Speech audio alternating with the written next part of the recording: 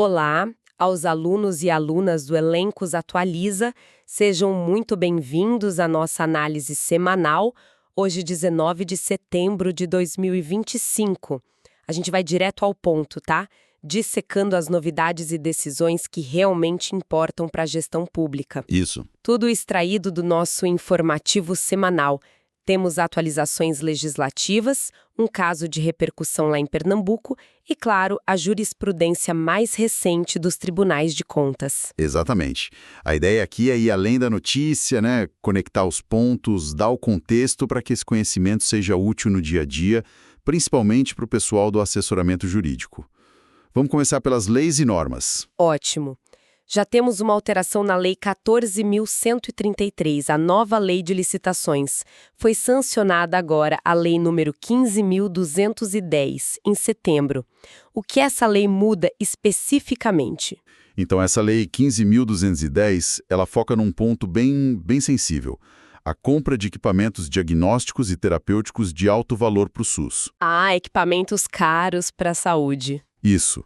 Ela não mexe na estrutura geral da 14.133, mas ela adiciona requisitos específicos para essas compras. Basicamente é para ter mais controle, mais especificidade, né? E espera-se mais rigor técnico e econômico nessas aquisições que são tão críticas. Entendi. Um ajuste fino numa área nevrálgica. E além dessa lei, teve movimentação na CGU também, certo? Uma portaria normativa sobre integridade. Isso mesmo. A Portaria Normativa CGU número 22, agora de 9 de setembro. Ela veio para reforçar, e bastante, a questão dos programas de integridade nas contratações com o Executivo Federal. E o que ela traz de essencial? Qual o impacto prático? Olha, o ponto central é o seguinte: contratos com valor igual ou maior que 251 milhões de reais agora vão exigir que a empresa contratada implemente um programa de integridade. E tem prazo. Até 6 meses depois de assinar o contrato. 6 meses, parece um tempo razoável, mas implementar um programa desses do zero pode ser complexo, né? E basta implementar? Não. Tem um detalhe importante. A empresa tem que apresentar formalmente o programa para a administração 30 dias depois desses 6 meses. Não é só fazer, tem que mostrar que fez. Certo. Mas assim, a portaria também traz alguns incentivos, né? Empresa que já tem o selo Proética da própria CGU ou que está com um programa em avaliação por lá, ela pode ser dispensada dessa obrigação. Ah, então quem já se adiantou e investiu nisso leva uma vantagem. E tem mais alguma consequência prática? Tipo, na hora de licitar? Com certeza. O programa de integridade ganha mais peso em 2 momentos-chave. Primeiro, vira critério de desempate na licitação. Interessante. E segundo, passa a ser requisito para a reabilitação de empresa que foi punida administrativamente.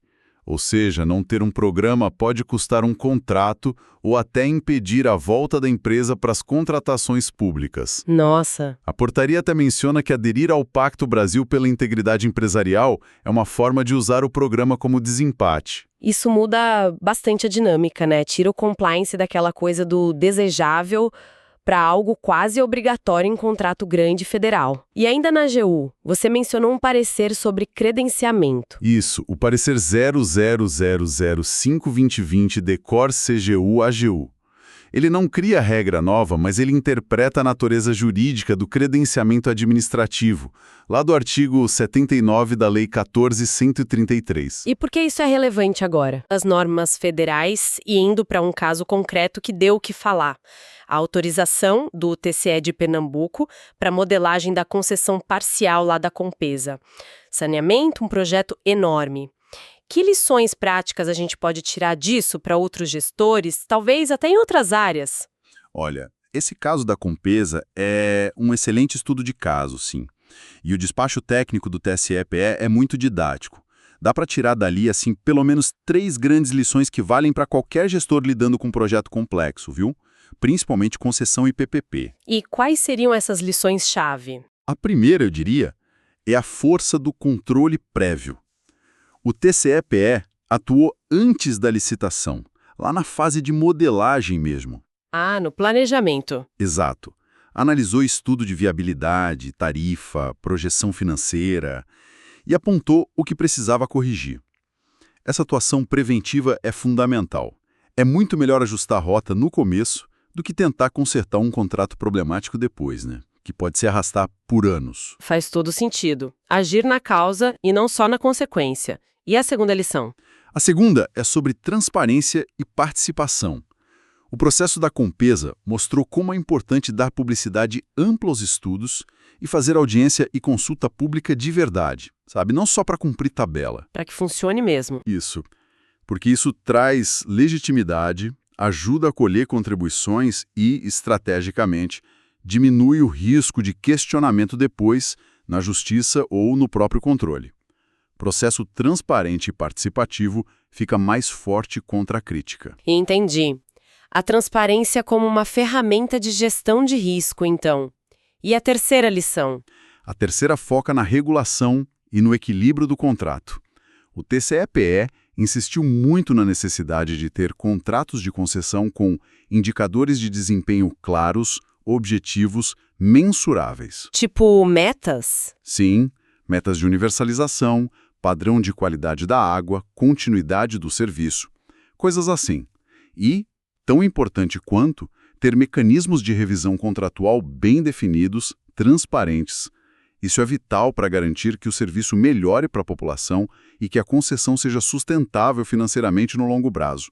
Protege o interesse público e o projeto. Controle prévio, transparência ativa e regulação eficaz com equilíbrio contratual realmente são pilares que se aplicam a muitos outros cenários na administração pública. Excelente análise. Agora vamos mergulhar um pouco nas decisões recentes do TCU, compiladas no Boletim 555. Sempre tem coisa relevante ali sobre licitações e contratos. Começando pelo Acórdão 1970-2025 do plenário. Esse acórdão ele trata de um tema que sempre volta. O tratamento favorecido para micro e pequena empresa, MPE, né? Garantido pela Lei Complementar 123 e também no artigo 4º da 14.133. Certo. O TCU esclareceu um ponto bem prático. Uma empresa, mesmo que seja formalmente uma MPE, se ela já tiver contratos com a administração pública somando tudo, federal, estadual, municipal, naquele ano calendário... Naquele ano específico. Exato. E esses contratos já ultrapassarem o limite de receita bruta para a CMPE, que está lá no artigo 3º da Lei Complementar 123, ela perde o direito aos benefícios da lei complementar naquela licitação específica. Então não adianta só olhar o CNPJ, tem que ver o volume de contrato dela com o governo naquele ano.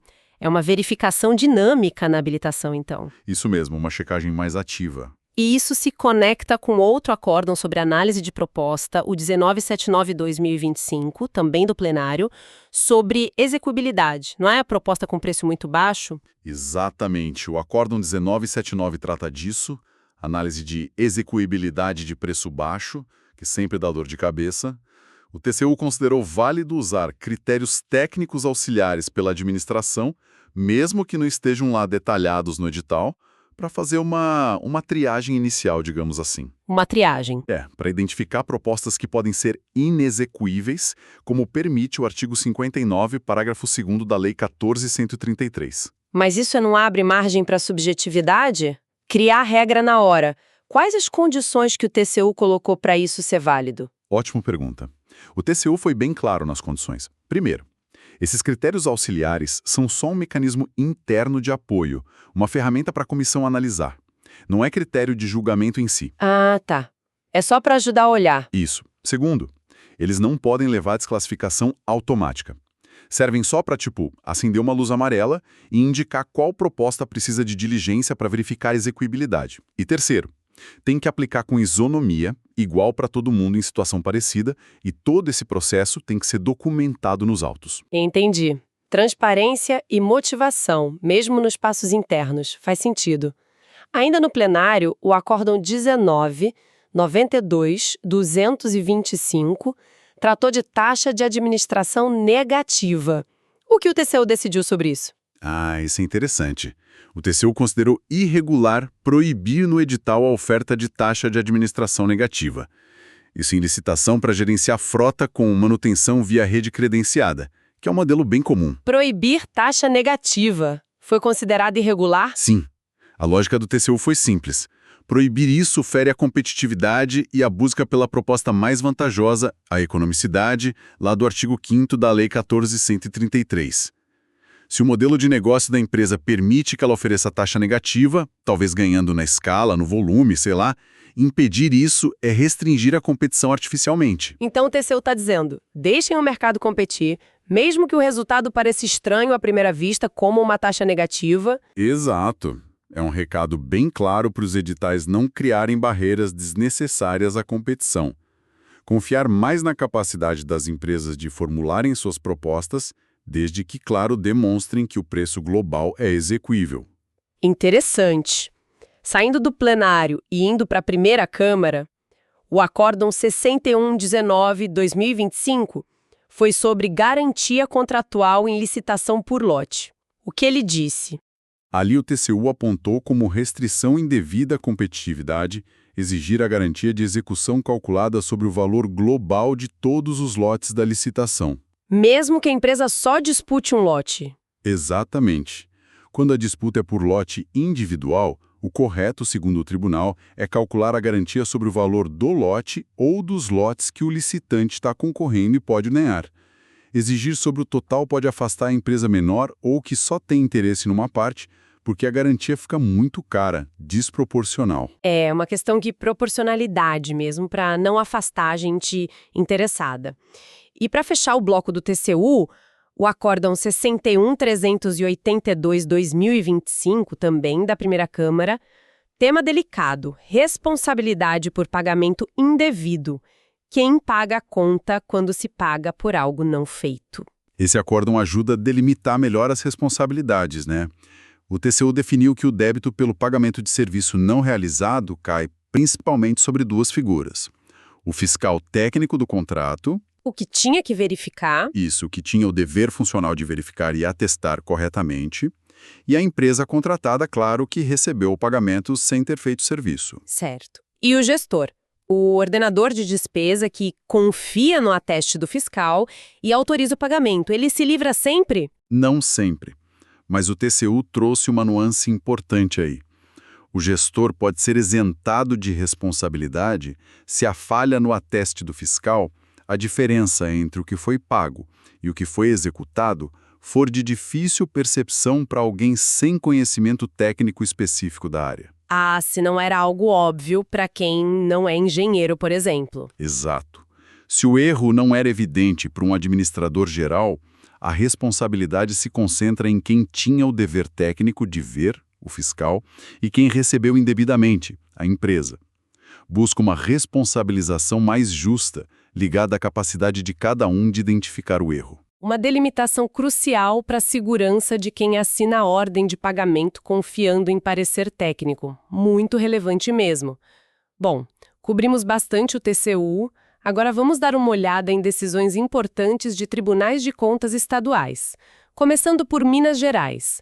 O TCE-MG respondeu uma consulta sobre usar Sistema de Registro de Preços, o SRP, em contratação direta. Isso pode? Pode sim. E o TCE de Minas Gerais, nessa consulta 1.136.740, confirmou que é legítimo usar SRP em dispensa e inexigibilidade. E um ponto interessante, eles entenderam que vale mesmo se a demanda for de um único órgão ou entidade. Eles interpretaram lá o artigo 82, parágrafo 6º da Lei 14.133. Mas geralmente a gente pensa em SRP para compras compartilhadas, vários órgãos juntos.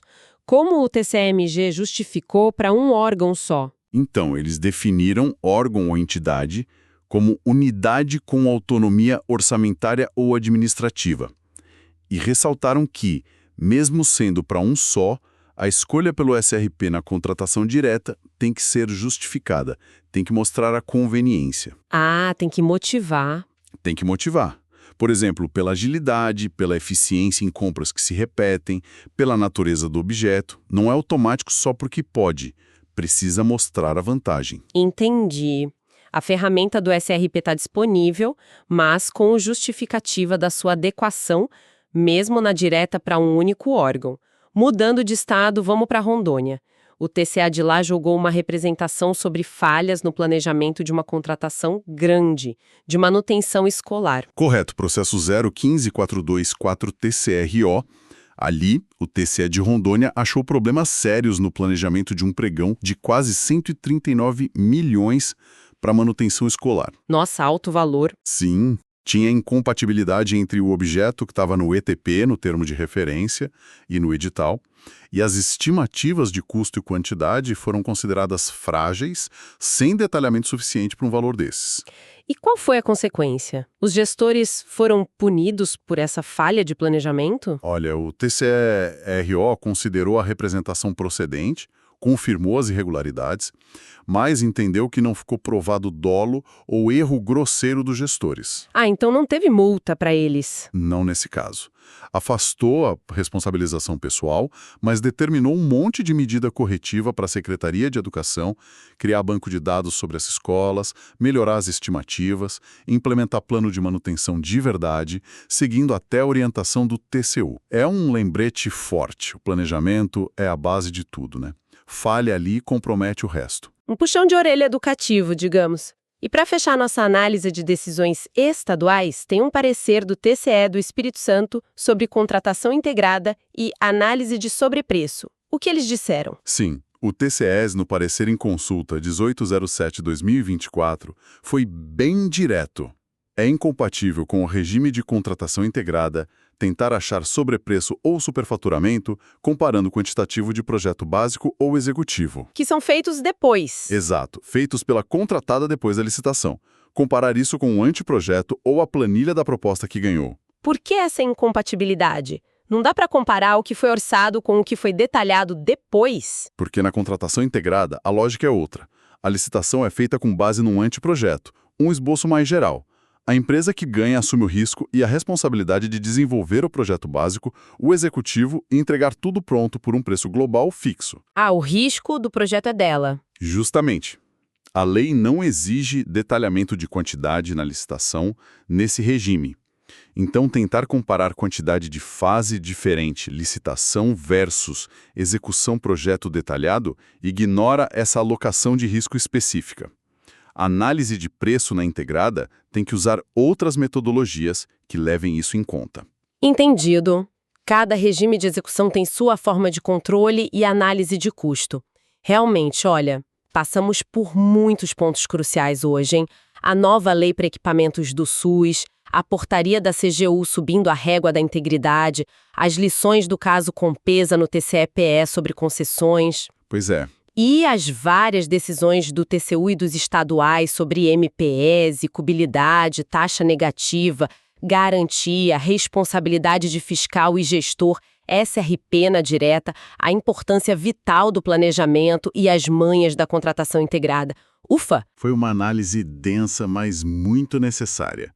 Ver essas decisões e normas juntas mostra como a aplicação da Lei 14.133 ainda está sendo construída e interpretada pelos órgãos de controle. Para quem está na assessoria jurídica na gestão pública, como muito do pessoal que acompanha o Elencos Atualiza, seguir essa dinâmica não é só importante, é fundamental para dar segurança para as decisões e evitar dor de cabeça lá na frente. Exatamente. E falando em desafios do assessoramento jurídico, para quem quiser se aprofundar ainda mais em como navegar essas complexidades na prática da nova lei, a gente tem uma recomendação especial, a aula Os Desafios do Assessoramento Jurídico na Utilização Plena da Lei 14.133/2021. Já está disponível lá na plataforma Elencos Atualiza e aborda justamente muitos desses pontos que a gente discutiu, com foco no papel da advogada e do advogado público. Ótima dica. E fica talvez uma reflexão para a gente fechar. Com todas essas novidades e os entendimentos dos tribunais, qual seria o ponto de atenção prioritário?